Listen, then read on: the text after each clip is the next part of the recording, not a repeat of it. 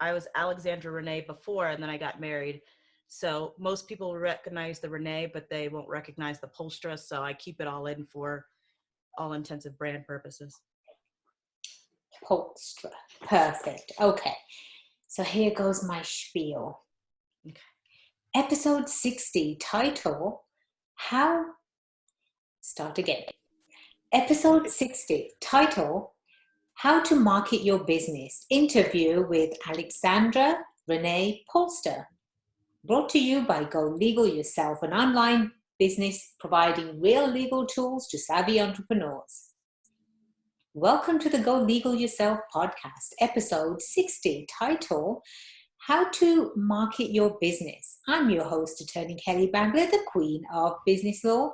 You can interact with us on social media and definitely do find us on the web at golegalyourself.com. Today I have the pleasure of interviewing Alexandra Renee Poelstra. She is the CEO of ALL MAVEN, a branding agency. Welcome to the show, Alex. Thank you. I'm so glad to be here. So before we start, do you have an attorney joke you can share with the audience? You know, I know quite a few attorney jokes. They're not really appropriate, so I won't say them here, but I do have one cheesy attorney joke. And it's a police officer and a man, and the police officer says to the man, "I'd like to ask you a few questions." And the man replies, "I'm not saying a word without my lawyer present." And the police officer says, "Sir, you are the lawyer." And he goes, "Exactly. So where's my present?" I have not heard that one. It's in that cheesy dad joke category. So you know, that's my appropriate ones that I have. All the other ones, you know, people don't really say a lot of nice things about lawyers and jokes, so I don't think I'd want people to tell those about me. You got it. Well, thank you for trying, and we'll accept cheesy jokes on the show also.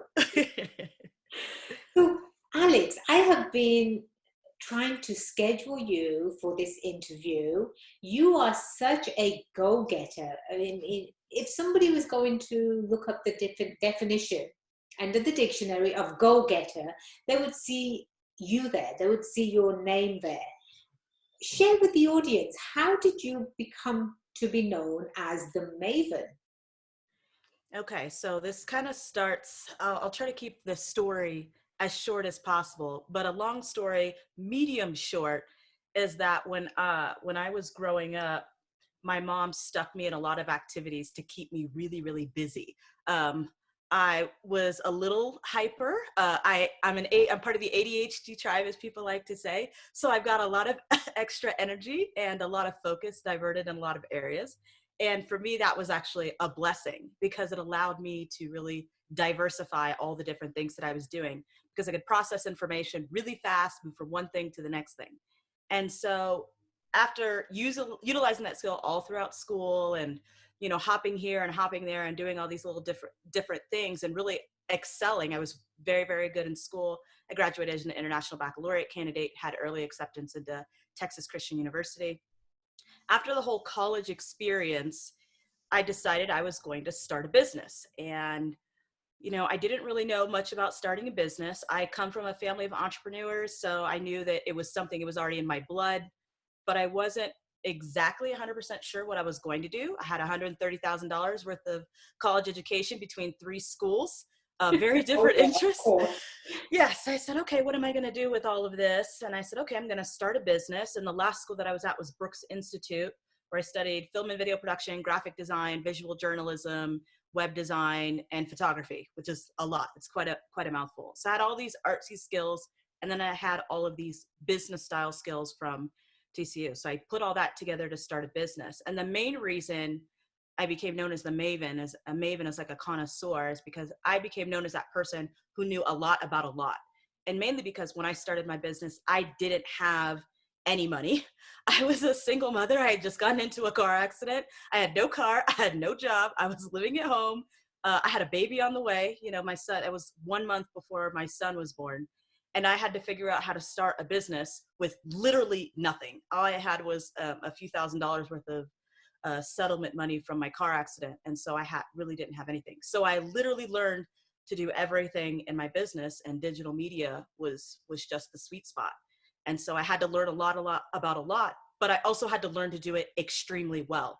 And so because I had to have that adversity and that experience, I picked up a very wide portfolio and skill set that allows me to really prosper in the market that no one else really can. Most people don't have a business background, a finance background, a film and video production background, a writing background, a web design background, a marketing background, because I really took the time to learn all of those different things, because I had to learn them for my business because I couldn't afford to pay anybody for them. So that's how I became the maven of all maven. What an incredible story.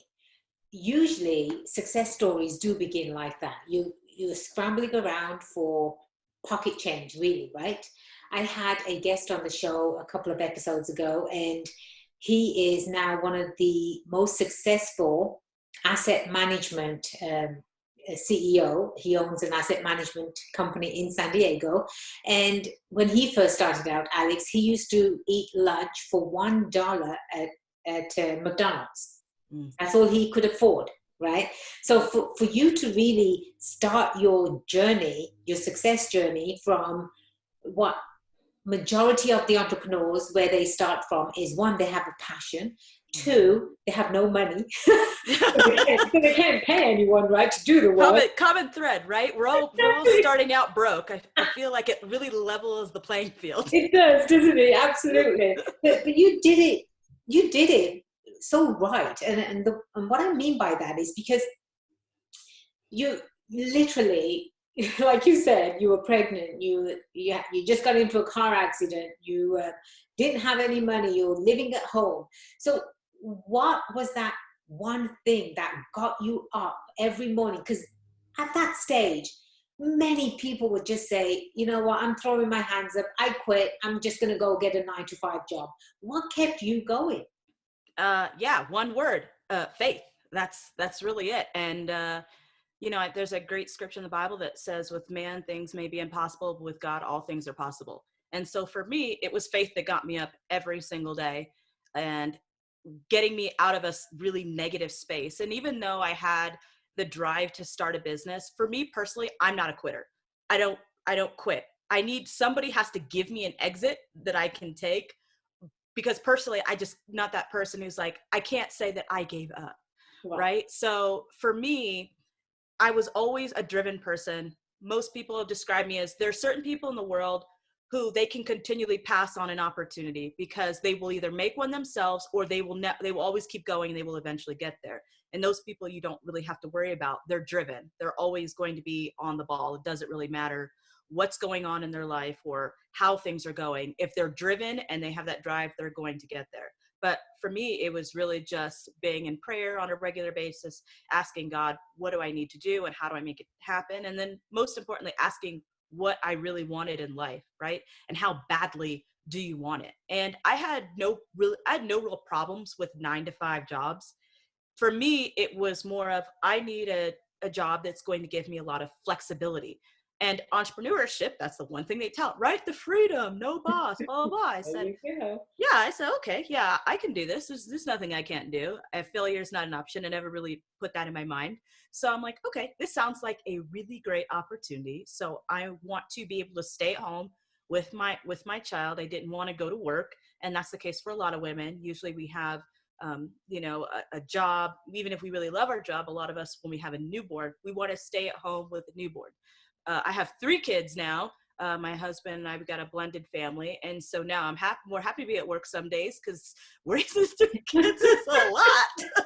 That is a lot. 3 kids, mommy. So for me, it's just one of those things where I wanted that freedom. I wanted that flexibility, but I also wanted that financial flexibility. So a lot of people have I could have gotten a great 9-to-5 job. I've been offered great 9-to-5 jobs. I still get offered great 9-to-5 jobs. So I could work and make a good living and not struggle and punch the clock every day. And there's nothing wrong with that. We need those people to make that happen. But that just wasn't. It's not for everyone, Alex. Yeah. It's not for everyone. It isn't. And it definitely wasn't for me. And once I took the entrepreneurial journey, I said, oh gosh, this is great. I'm never looking back. I know it's hard and I know it's tough, but it's the choice that I get to make. And that's one of our company's values. One of my values is flexibility. I want to have the flexibility to make my own choices. And when you own a business, regardless if it's going well or it's going crappy, you still have the option of making your own choices. And I never want to give that up. You own at least one of the most successful branding agencies that I'm aware of. Yeah, And we do awesome stuff here. yes, we do. And I can't wait for you to share with the audience what type of stuff you do. But before we get to the success part, right? As an entrepreneur, we all go through hard times. We literally do. And I think what doesn't take you down, literally, it does make you stronger. You learn from the lesson and you keep continuing. But talk to me, Alex, a little bit about some of the struggles that you first encountered when you started your business. So I had a very common struggle for entrepreneurs, and that is focus. And because there's always so many things that you want to do, right? So I'm a go-getter. I just mentioned one agency. I always say I'm a monster-preneur because I'm always after another business. I got Did you 17 other just say businesses. monster-preneur? Yeah. There's entrepreneurs. I know, I'm sure someone else has used it, but if it's the first time your audience heard on my podcast, yeah, they can say they heard it from me. But I'm a monsterpreneur. And these are the people who one business is just not enough. We will get bored and we will move on to something else. So for me as a monsterpreneur, I always have to have a lot of different things going on. But that's really kind of the hard thing is when you first start as an entrepreneur. When I first started my business, I was offering every service under the sun, everything from building a website to offering a class on how to update things in Microsoft Word. I was spread way too thin. And while diversity is good in a business, it's also not great when you are trying to build really solid revenue streams. You want to diversify a little, not a lot. So that was a really big struggle for me, is having focused on what is it that you're selling? Like, what is the key thing that you're selling? And I didn't want to be known for just doing one thing, because that's the thing that made me special, was that I did a lot of things. Most people, there are a jack of all trades and master of nothing, right? But I'm a jack of all trades and a master of many things, right? There's many, many different things. I didn't want to really be known for one of those things. But at the end of the day, the hardest thing was staying focused on one particular avenue. And I would still say today, that's still a little bit of a struggle, because I like to have a lot of things going on, but I definitely have an awareness of it and have a handle on it. So that was probably the biggest struggle for me as an entrepreneur.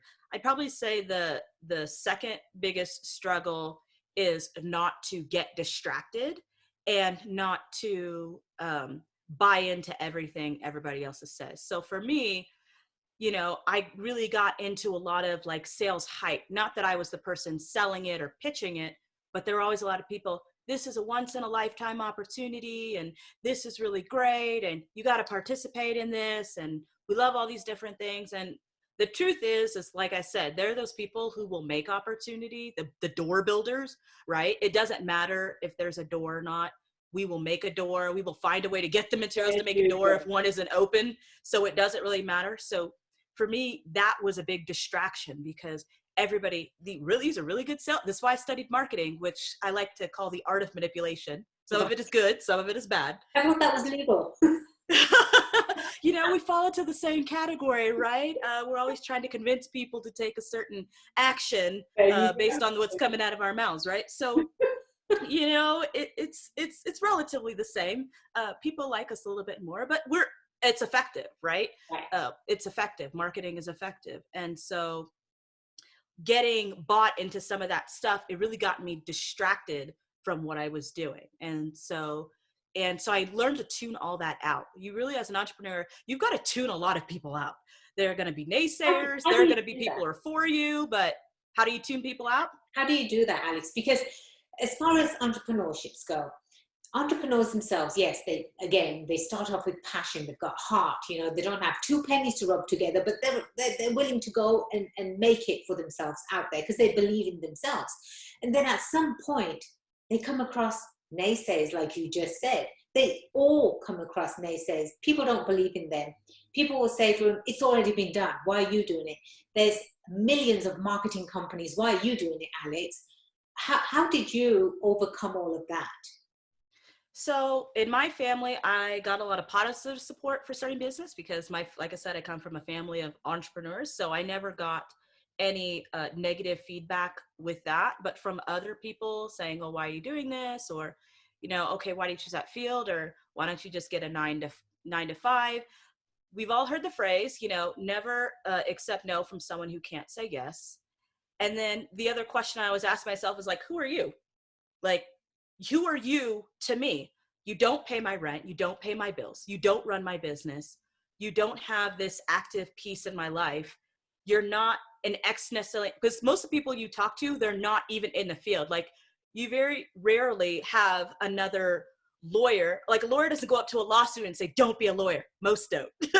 Right. Like, they try to give them some cautionary tales, but most attorneys don't walk into people, all the thousands of people studying to be an attorney, and say, why are you going to be an attorney? There's already like 5,000 of us, right?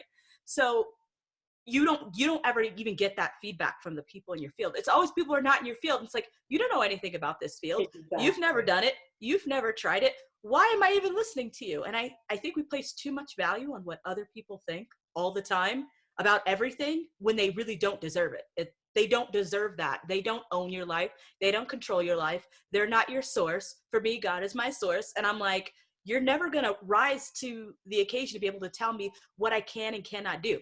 Because if I've got a dream on my heart that's been laid there by a higher authority, it's happening. And who are you to step in my way? So people have to really be confident in themselves and confident in their identity to be able to stop people from being able to do that. And they really just have to ask the question. Most people don't ask the question, who are you? And I do that every day in my life, whether it's business, whether it's marketing, whether it's parenting, whether it's the school. If somebody's trying to tell me how something is going to go, I'm always evaluating, who is that person and what right and authority do you have to tell me this?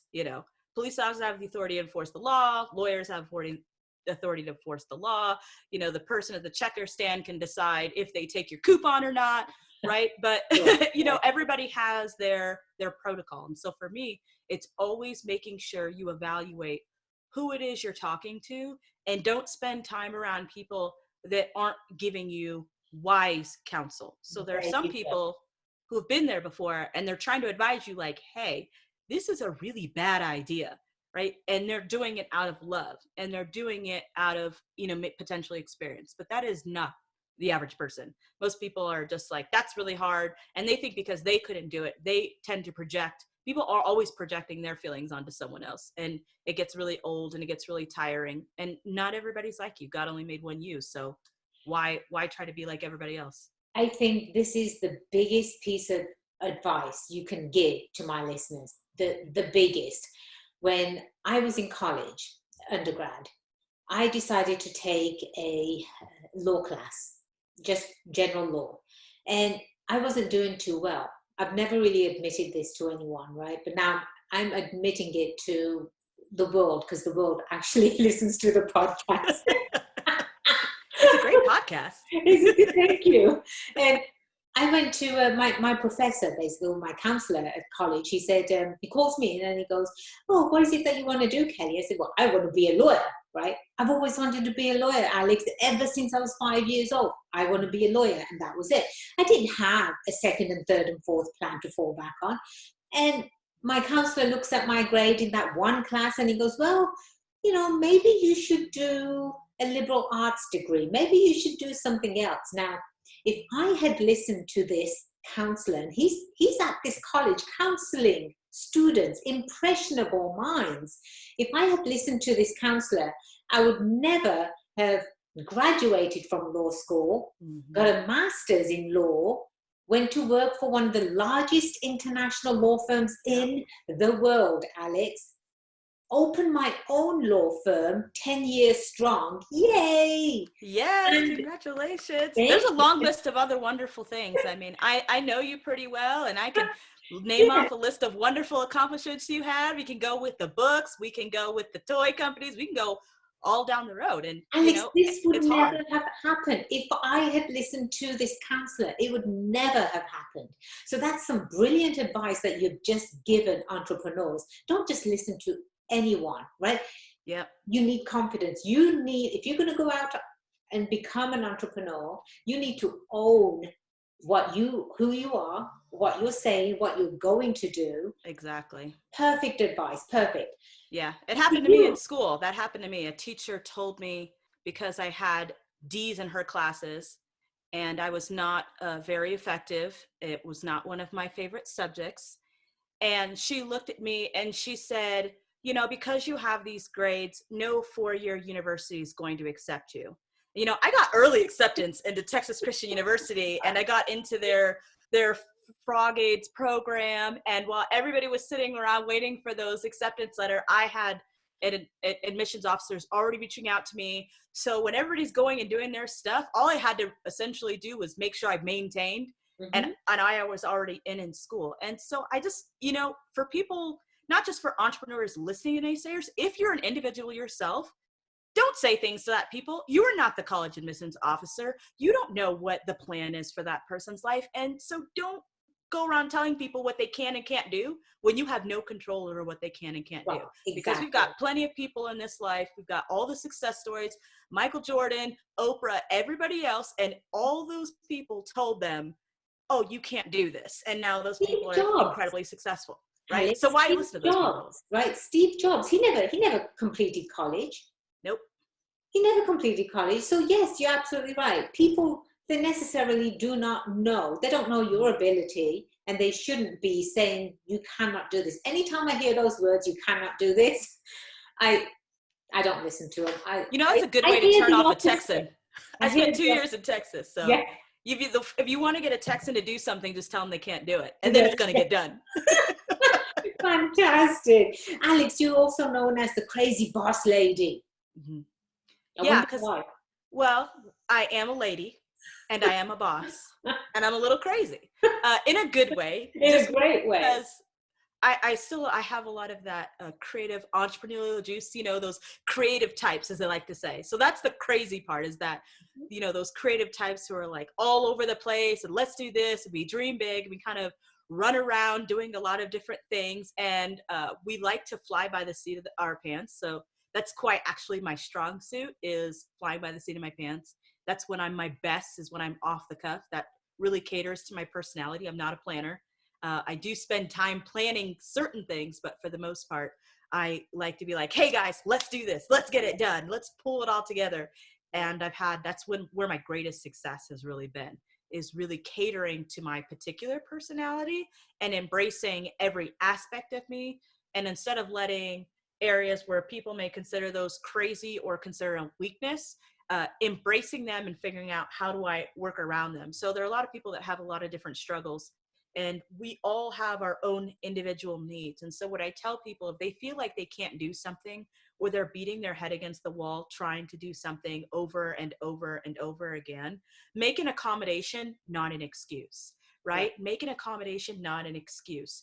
And so that, for me, is kind of the way to kind of push past a lot of the craziness and some of the crazy that people may experience, because I am very high energy, very bubbly. I love to run around, do a lot of crazy stuff. And for me, it's just, I really am that person. Like, sky's the limit. There's nothing that I don't believe I can't do. I know the only thing that will keep me from getting in the way of where I want to go is me. And that's exactly where my greatest struggle is. It's not necessarily making more money or finding the right people or getting the right business model. I am my own worst enemy. And that's pretty much it. So I just have to remember to make an accommodation for myself, not make an excuse, embrace every part of my identity and all of the crazy, and use it to my advantage. As my grandma said, use what the good Lord gave you, baby. And that's what I'm doing. The title of our interview, Alex, is How to Market Your Business. There are millions and millions of small business owners in the US alone. And how does one business stand out from the rest, right? So why don't you show us, take us through an example of let's say a company that is 3 years old, and they're selling, I don't know, they're selling dog leashes, right? Mm-hmm. And they come to you and say, Alex, and we all know marketing is extremely important for any Mm-hmm. business that's out there. Marketing, marketing, marketing, right? So walk me through this scenario so the audience understands exactly what you can do for them. A company that's 3 years old selling dog leashes, and they're coming to you and they're saying, Alex, we need some help. Our sales are not where they're supposed to be. So the first thing I would ask that company is, what is your brand?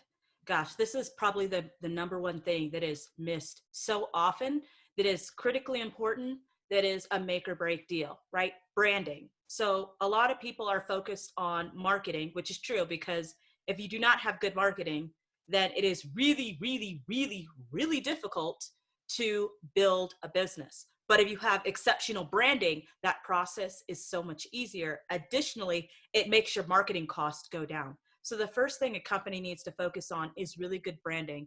And a lot of people feel like the brand is the logo and the colors and, you know, all these kind of different things. But your brand is really what people say about you when you're not in the room.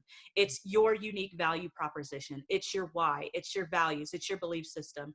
It's, as I like to say, how you say hello. We all have an option to be friends with a lot of different people in this world, right? So why have multiple different friends? Because there's different things that you like about them, right? They all have different personalities. And your brand is like a personality. So what makes your personality engaging for someone? And unless people really understand that, they're always going to be missing a piece of their business. They're always going to be leaving sales on the table, because it's my own personal brand that really built my business, because we literally spent very little money on marketing to begin with. We were busy selling marketing, but our company really spent very little on marketing itself. It was my infectious, bubbly, unique personality and product offering that really drew people in, that got people to talk about me, that said, oh, go see that girl at ALL MAVEN. Go see that Maven girl. Ask Alex, right? Just ask Alex. And so, you know, I didn't, at this point in time, I didn't really have all of the unique characteristics that maybe a large scale multi-million-dollar agency would have, but I had a very unique brand. I embraced all of my personality, and that was a selling point for me. And a lot of businesses don't really do that. We get stuck in this corporate professional box, and we don't really let our personality shine through our business, because a lot of us have been told, you got to be professional, you got to have an office, it has to look like this. And businesses come in so many different shapes, sizes, and forms now, that we really just have to focus on bringing out our unique personality traits and our unique brand to the business. So that is the absolute number one thing that your business needs to do. Can you be successful without good branding? Yes, there are absolute, straightforward, proven mechanisms and methods to build a business without having a brand. I could talk to you about that. E-commerce, online marketing. They're very specific. If you do X, Y, and Z, you will make money, but then there's going to be all of these struggles along the way. If you want to have a business that lasts and builds long-term value, you need to absolutely have a very, very solid brand. That is the number one thing a business So can you do. can help companies actually create a brand. Exactly. Yeah. So that is our biggest focus. We are known a lot for web design. We do a lot of really beautifully designed websites.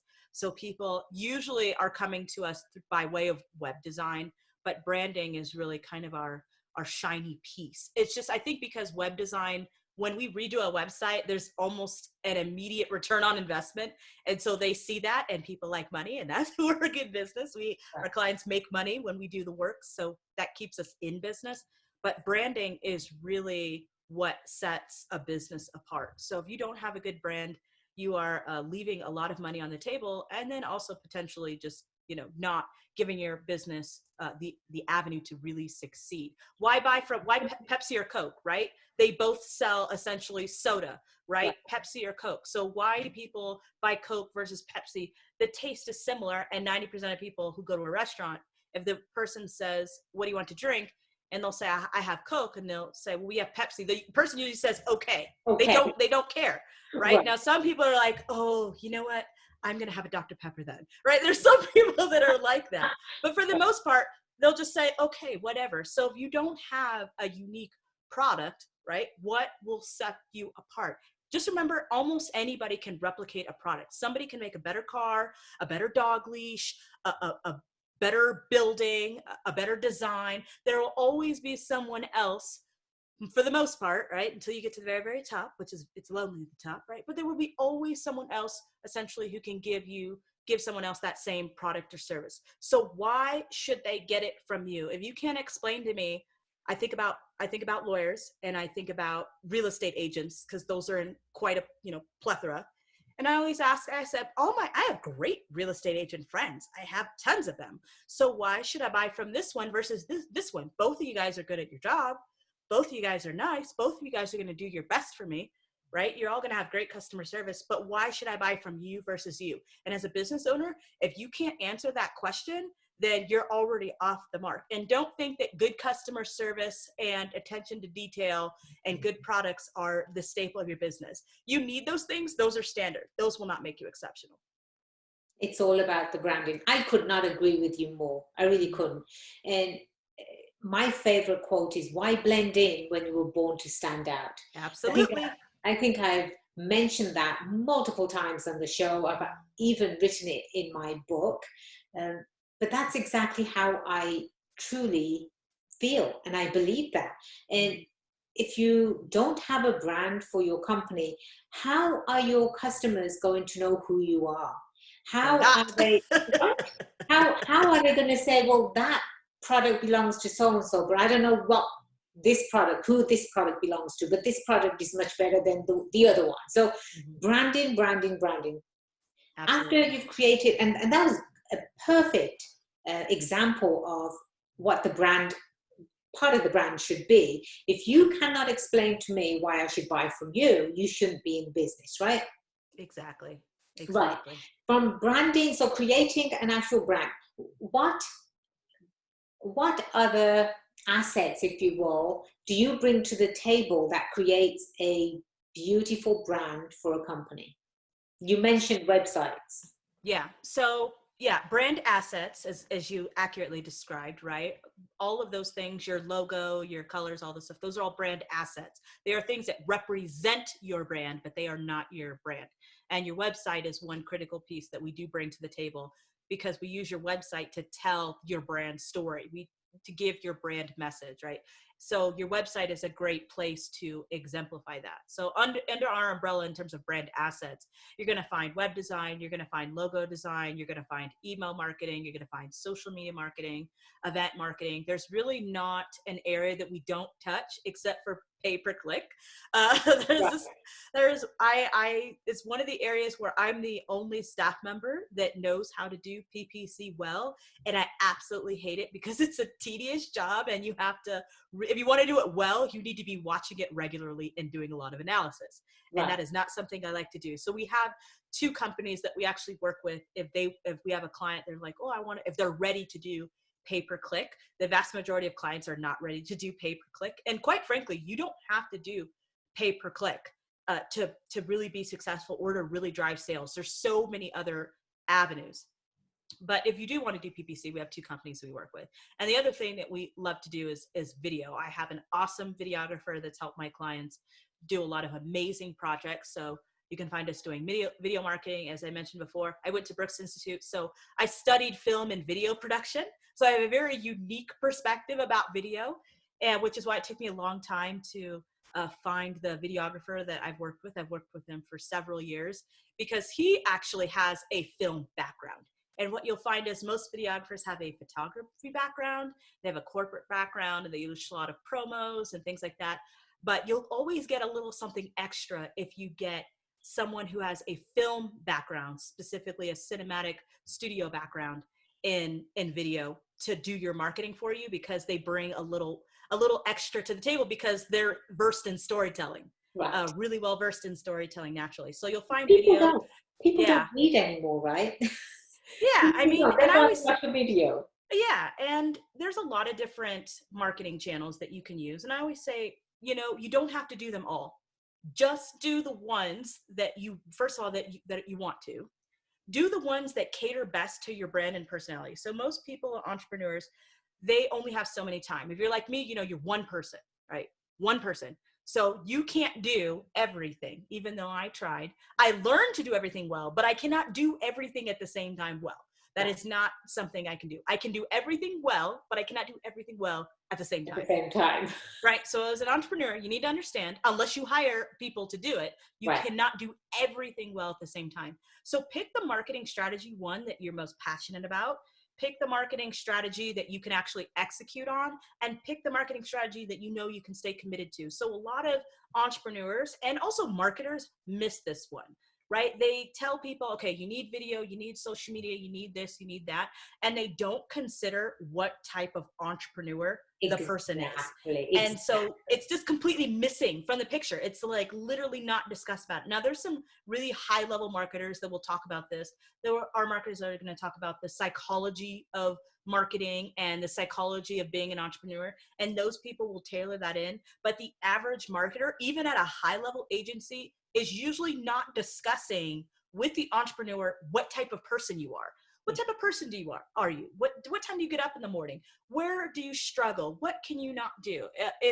If somebody had come to me early on, and I wish somebody had, and said, hey, Alex, you're a very particular personality type. You're a Gemini, you're high energy. I'm you a like to do a lot of yeah, Geminis. When's your birthday? Geminis are known to be very successful people. Yes. So, when's your birthday? June 10th. Mine's June 16th. Yeah. It's June babies. No wonder we get along so great. Yeah. Geminis, we're go-getters. You will find those go-getters tend to be Geminis. Now, I'm not into all that astrology and whatnot, because I'm always like, yeah, if God said I'm going to do it, that's what's going to happen. But I always find those things kind of funny and interesting. Right. But nobody told me really how to market with my personality type, right? So if you hire an agency, they're going to do it. So they can do whatever you tell them to do. You can tell them, I want to pay for email marketing and video and blah, blah, blah. But most entrepreneurs, they can't do that. They're usually doing it on their own. And so you need to actually pick the marketing strategy that works for your personality type.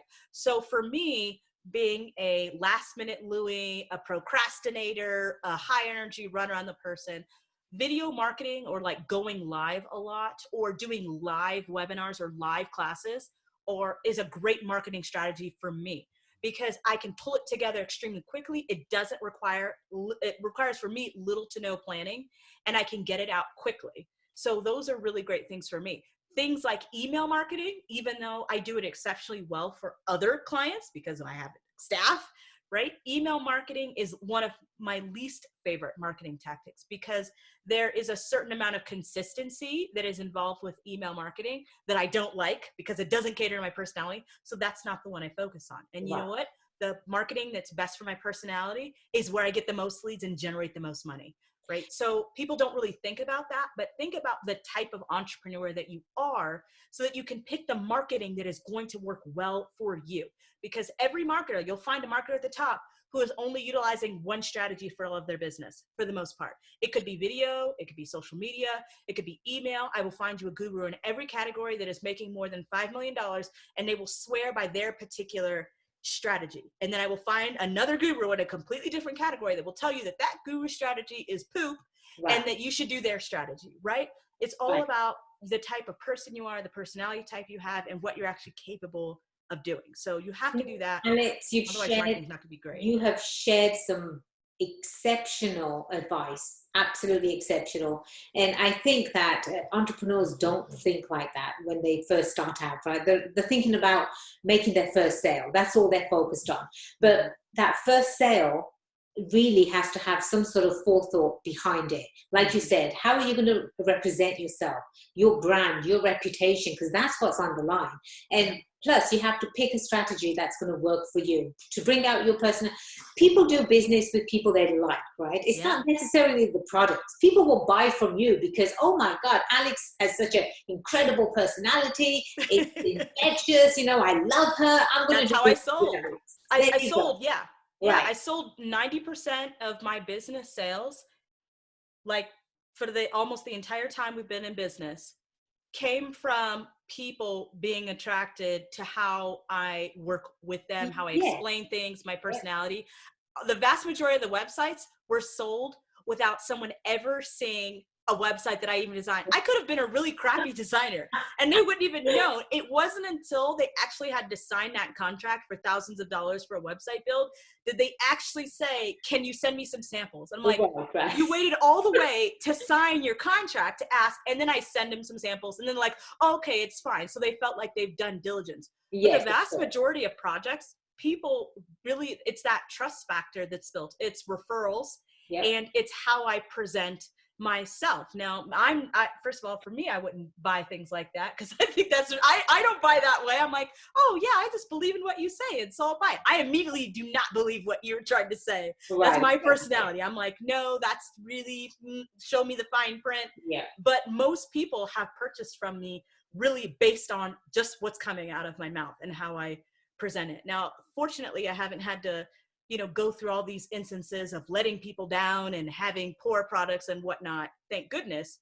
But that really could have been an outcome. And so as entrepreneurs, while I have sold based on personality and confidence and all of that, as a buyer and as an entrepreneur and as someone going out there, do your research because you never know what's lurking behind those doors. But absolutely, I grew my business not based on my portfolio. We didn't even put our portfolio online until like a year and a half ago.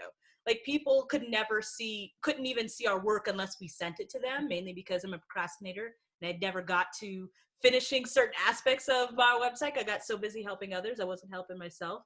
And so we didn't even have our portfolio online. People couldn't even see it. And we got so many calls and referrals based on people hearing, presenting, or even going to our website and reading about our brand. Our about page was a huge seller for our business. They said, I love what you believe. I love how you believe in business. I love what you represent. And that's why people come to us, not based on a portfolio. I'm not the best designer. I'm not the worst designer. There's 1,000 designers out there, but I am someone who's going to partner with you and consider way more factors than the average marketer is going to consider. And that's one of the things that makes us really unique. Of course. Alex, I wish I had another 3 hours because I could talk to you and pick your brain over and over again. You have really, really shared some incredible information where entrepreneurs can take it to heart, right? And start implementing exactly the advice that you gave us. We are running short on time, unfortunately, and I know I'm going to get some calls and feedback to say, get Alex back on the show. And I promise you, Alex, we will have you back on the show. We will. I'm always happy to be here. Thank you so much for your time today, Alex. I'm glad. I will see you again very, very soon. Keep shaking it up in the legal world. And if you need to find me, just find the Maven. Perfect. I was just going to ask you, we're going to include all of your information on our show notes, but if the audience wants to get in touch with you, what's the easiest way? Easiest way, contact me is to visit our agency website, allmaven.agency. You can also literally find me, the Maven of All Maven, by going to findthemaven.com. Or if you just type in #findthemaven in Google, I will also pop up quite easily. So when you need a Maven and you need to find me, just ask Google to find the Maven. That's fantastic. That's how Thank you again.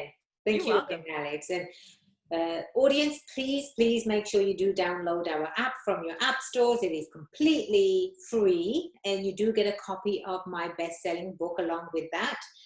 Search for Go Legal Yourself, and you can listen to all of our previous shows from your app. You can contact us directly, leave any comments, and we'll make sure to answer your questions on the air as well. And remember, the only way you become successful is if you make today the day you go legal yourself. I am Attorney Kelly Bagler, the Queen of Business Law, and it's been my pleasure being your host today. Until next time, cheers to your success.